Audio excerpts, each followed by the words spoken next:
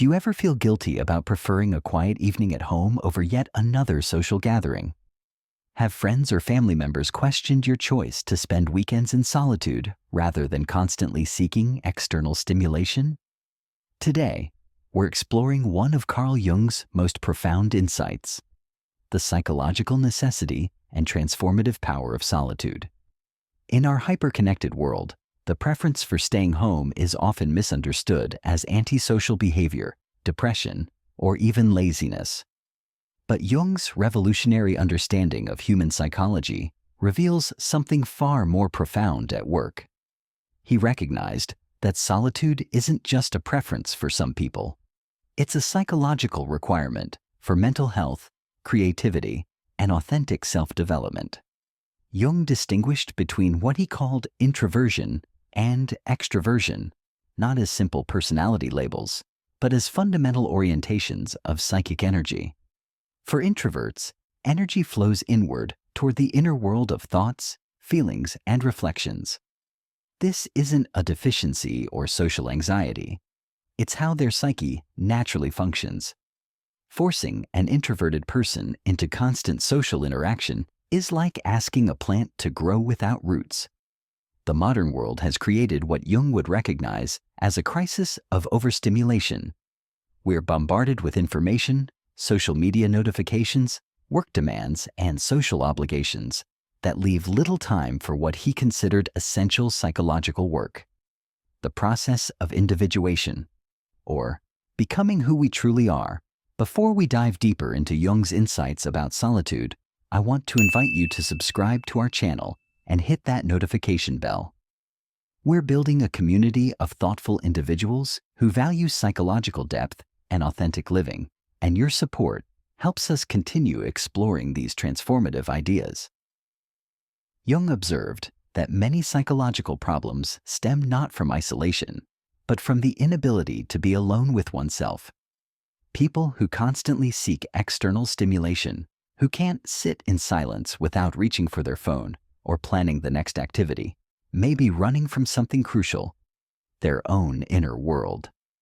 This avoidance of solitude often leads to what Jung called living an unlived life, going through the motions of existence without ever connecting with authentic desires, values, and purpose. The preference for staying home represents what Jung understood as a natural withdrawal into the inner realm where real psychological work happens.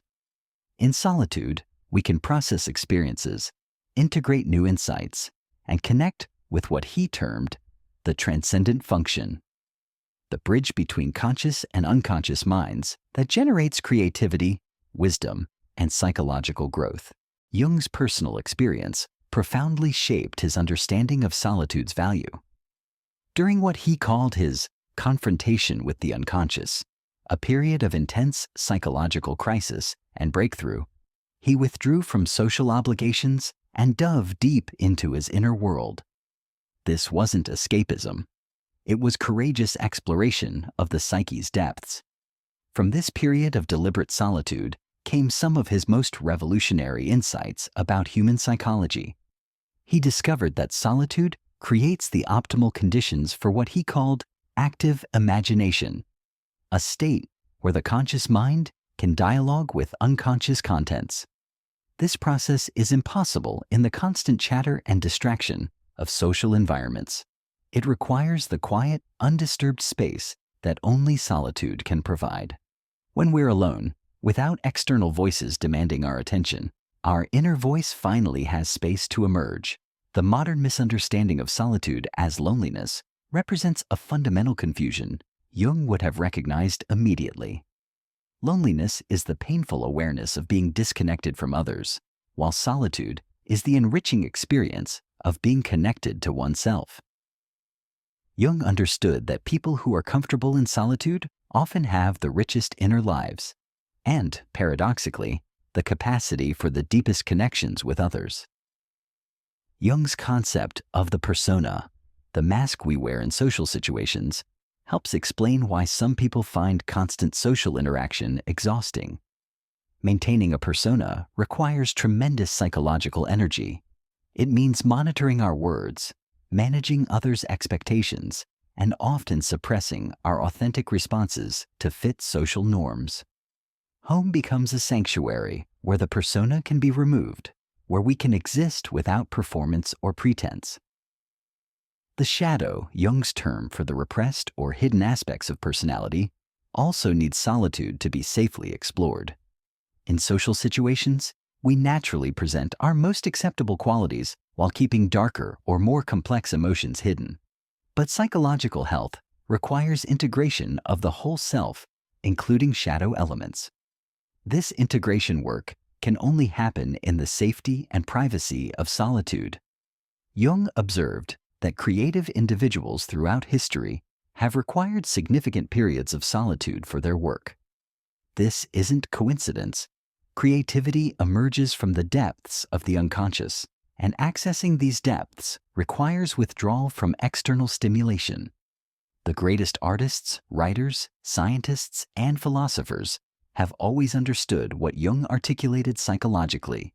Solitude is not the absence of stimulation, but access to the richest stimulation of all, the endless creativity of the unconscious mind. The choice to stay home often reflects what Jung would recognize as psychological wisdom, the intuitive understanding that inner work requires inner space. Jung's understanding of psychological types reveals another crucial aspect of the solitude preference. He identified that introverted individuals literally recharge their psychological batteries through alone time, while extroverts gain energy from social interaction. This isn't a matter of choice or social skill. It's a fundamental difference in how the psyche processes and regenerates energy. Forcing an introvert into constant social situations is like forcing someone to work without rest. Eventually, psychological exhaustion and dysfunction result. The process Jung called individuation, becoming who you truly are rather than who others expect you to be, requires significant periods of solitude for reflection, integration, and authentic self-discovery. In social situations, we're constantly responding to others' energy, expectations, and needs. While this has its place, individuation requires turning attention inward to discover our own values, desires, and life direction. Jung emphasized that the unconscious mind communicates through symbols, dreams, and intuitive insights that often emerge during quiet moments of solitude. When we're constantly engaged with external stimuli, conversations, entertainment, social media, we miss these subtle but crucial communications from our deeper self. The preference for staying home creates space for what he called listening within. Modern psychology has validated many of Jung's insights about solitude. Research shows that people who spend time alone report higher levels of creativity, better emotional regulation, and stronger sense of personal identity. They also tend to have higher quality relationships because they come to interactions from a place of fullness rather than neediness. Jung understood this paradox. Only those who can be alone can truly be with others. The home environment itself holds psychological significance in Jung's framework. He believed that our living spaces become extensions of our psyche, filled with personal symbols, meaningful objects, and energetic imprints of our inner world. Home represents what he might call a temenos, a sacred space where transformation can safely occur. The preference for staying home often reflects an unconscious recognition of this psychological sanctuary. Jung also understood that solitude allows for what he called holding the tension of opposites. In social situations, we often feel pressure to resolve contradictions quickly, to have clear opinions, to present a consistent image, but psychological growth happens in the spaces between certainties. Solitude provides the container for sitting with ambiguity, for allowing multiple truths to coexist, for letting complex emotions and thoughts evolve without premature resolution. The guilt many people feel about preferring solitude reflects cultural conditioning that equates social activity with psychological health. But Jung's work suggests the opposite may be true. Psychological health requires a balance between social engagement and solitary reflection. Those who can't tolerate being alone may be avoiding crucial aspects of self-knowledge and personal development. Jung's concept of the collective unconscious provides another layer of understanding about why solitude feels necessary for many people. We're constantly absorbing the psychological atmosphere around us, the anxieties, expectations, and emotional states of others. This psychic absorption happens below conscious awareness, but can be overwhelming for sensitive individuals. Solitude provides essential time for what Jung might call psychic digestion, processing and integrating these absorbed influences without adding new ones. The modern epidemic of anxiety and depression may partly stem from what Jung would recognize as psychic overstimulation. Our nervous systems evolved for much smaller social groups and quieter environments. The constant barrage of social media updates, news cycles, work communications, and social obligations creates a state of chronic psychological arousal that makes rest and reflection nearly impossible. The preference for staying home represents the psyche's natural attempt to restore balance. Jung distinguished between what he called thinking and feeling functions in personality. For thinking types, solitude provides space for analytical processing, problem-solving, and intellectual exploration without social pressure to reach quick conclusions. For feeling types, solitude allows for emotional processing, value clarification, and authentic response to life experiences. Both types benefit from uninterrupted time with their preferred psychological function. Dreams played a central role in Jung's understanding of psychological health, and he observed that people who spend time in quiet reflection often have richer dream lives and better dream recall. The transition from social engagement to solitude creates optimal conditions for the unconscious mind to communicate through dreams, fantasies, and creative inspirations. Those who avoid solitude may be cutting themselves off from this essential source of guidance and creativity. Jung also understood that solitude allows for what he called active imagination, a dialogue between conscious and unconscious minds that can resolve inner conflicts, generate creative solutions, and promote psychological integration. This process requires the kind of relaxed, non-goal-oriented attention that's impossible in social situations, but emerges naturally in solitude. The preference for staying home often reflects an intuitive understanding of what Jung called the rhythm of the psyche. Just as the body needs cycles of activity and rest, the psyche needs cycles of engagement and withdrawal. People who honor this natural rhythm often report feeling more balanced, creative, and authentically themselves. Jung observed that many of his most psychologically healthy patients had learned to value and protect their solitude. They understood that time alone wasn't selfish indulgence, but essential self-care. They recognized that their ability to contribute meaningfully to relationships and society actually depended on regular periods of inner renewal and reflection. The spiritual dimension of solitude was central to Jung's understanding of psychological development. He believed that in quiet moments alone, we connect not only with our personal unconscious, but with what he called the self, the archetypal center of the personality that transcends the ego. This connection brings a sense of meaning, purpose, and inner authority that external activities cannot provide. For many people, staying home creates the sacred space necessary for this profound inner connection. Jung's work with mandalas, circular symbols representing psychological wholeness, emerged from his own periods of solitude. He discovered that when given quiet time and space, the psyche naturally creates images and symbols of integration and healing. This creative expression of inner life requires the undisturbed attention that solitude provides. The preference for staying home often reflects an unconscious recognition of this creative potential. The concept of introversion in Jung's original formulation was much richer than contemporary personality tests suggest.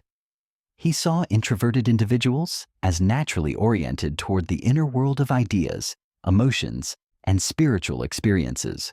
For these people, external social activities, while occasionally enjoyable, feel less real and meaningful than their inner experiences. This isn't social anxiety or depression. It's a fundamental orientation toward depth rather than breadth in human experience. If you've found value in exploring Jung's perspective on solitude and are recognizing your own need for inner space, please subscribe to our channel and share this video with others who might benefit from this understanding. We're creating content that honors the full spectrum of human psychological needs, including the often misunderstood need for solitude.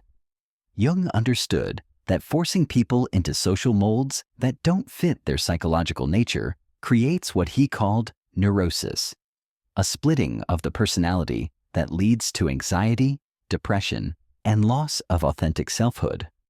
Many people who prefer staying home have experienced this splitting when they try to force themselves into extroverted behaviors that drain rather than energize them. The quality of solitude matters as much as the quantity. Jung distinguished between empty solitude, mindless scrolling, passive consumption of entertainment or rumination, and rich solitude that involves active engagement with inner life. Rich solitude includes reflection, creative expression, meditation, reading meaningful material, or simply sitting with thoughts and feelings without judgment. Jung also recognized that solitude preferences often intensify during periods of psychological transition or growth. When we're processing major life changes, integrating new experiences, or facing important decisions, the psyche naturally seeks quiet space for this inner work. The preference for staying home during these times isn't avoidance. It's psychological wisdom guiding us toward the conditions necessary for healthy adaptation and growth. The ultimate gift of embracing solitude, according to Jung, is the development of what he called psychological independence, the ability to find meaning, purpose, and fulfillment from within, rather than constantly seeking it from external sources.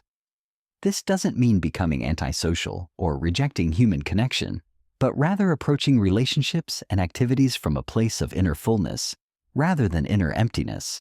Jung observed that people who are comfortable with solitude often become the most interesting companions because they bring depth, authenticity, and genuine presence to their interactions. They're not using social situations to escape from themselves, but to share themselves. This fundamental difference transforms the quality of their relationships and contributions to community life. The integration of solitude and social engagement represents what Jung called the transcendent function, the ability to hold and synthesize opposing forces within the personality. Healthy individuals learn to honor both their need for connection and their need for solitude, creating a rhythm that supports their psychological well-being, rather than forcing themselves into artificial patterns that create stress and inauthenticity.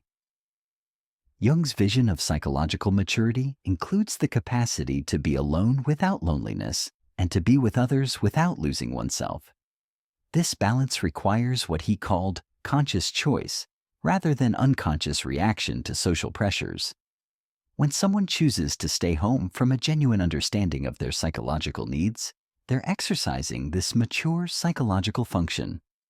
The preference for staying at home often reflects what Jung would recognize as an advanced stage of psychological development, the movement from external orientation to internal orientation, from seeking validation outside to finding validation within, from being driven by social expectations to being guided by inner wisdom. This shift represents not withdrawal from life, but deeper engagement with the essential aspects of human existence. As we conclude this exploration of Jung's insights into solitude, remember that your preference for quiet time at home isn't something that needs to be fixed or overcome. It's a natural expression of your psychological type and an essential component of your mental health and personal development. In a world that often celebrates constant activity and social engagement, choosing solitude can be a radical act of self-respect and psychological wisdom. Jung's work reminds us that the goal isn't to become more extroverted or more introverted, but to become more authentically ourselves. For some, this means embracing the profound value of solitude and recognizing that in the quiet moments at home, we're not missing out on life.